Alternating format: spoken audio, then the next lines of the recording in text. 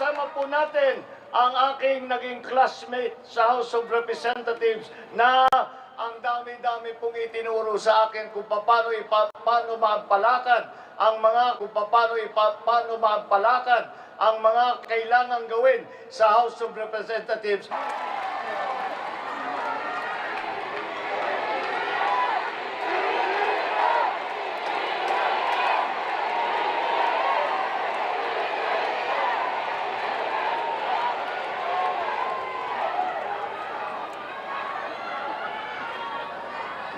Maraming salamat po sa aking palagay.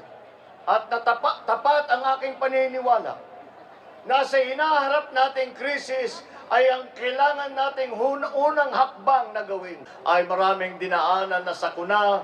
Tayo po ay maraming dinaanan na krisis, ngunit nandito pa rin tayo dinaanan na krisis, ngunit nandito pa rin tayo nakatulungan ang mga maliliit na negosyante.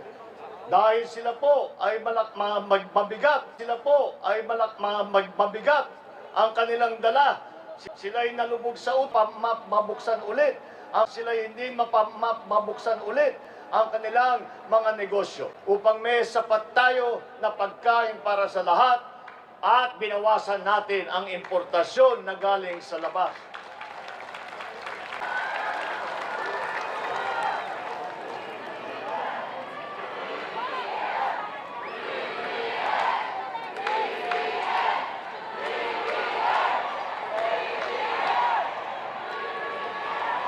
Sa amin pong pag-iikot na sinasabi ng ating mga kababayan, kasama ako dyan sa pagkikilos ng pagkakaisa. Kasama ako dyan sa pagpaganda ng Pilipinas. Kasama ako dyan sa pagtulong sa aking kapwa Pilipino. Kasama ako sa pagpaganda ng Pilipinas.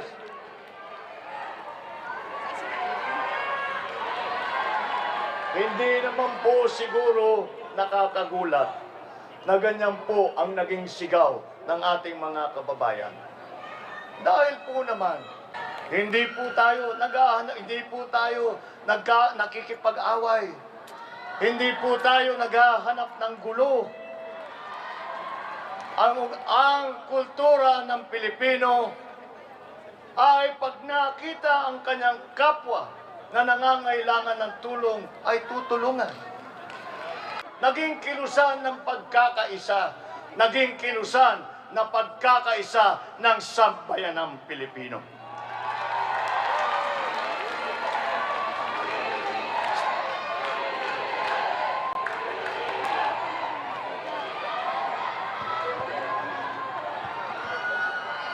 Kaya po, at pag ito'y nagawa natin, pag ito'y nagpagpatuloy natin itong kilusan ng pagkakaisa, ay papasikatin natin muli ang Pilipinos, papagandahin na naman natin ang Pilipinas, at haharap na naman tayo sa buong mundo. At isisigaw muli natin kagaya ng dati, ako ay Pilipino, taas noo kahit kanino.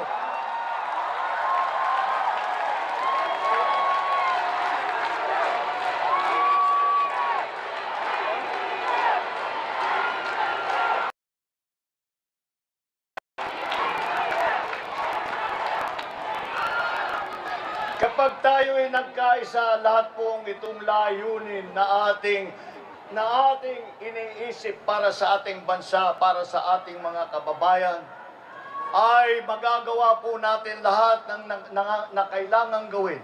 Sa kanilang bulsa, may pakain ng kanilang pamilya, may pakain ng kanilang pamilya, may pag-aaral ang kanilang mga anak, at higit sa lahat, na mabigyan ng pag-asa ang bawat Pilipino ng mas maliwanag at mas magandang kinabukasan kesa nung dipinaruunan ng nakaraang 2 taon. At paramihin po natin, para sa ganon, ang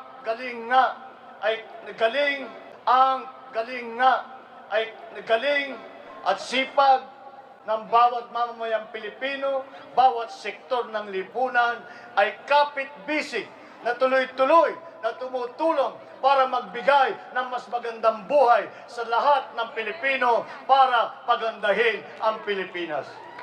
At sa ganun, tayo po sasama-sama,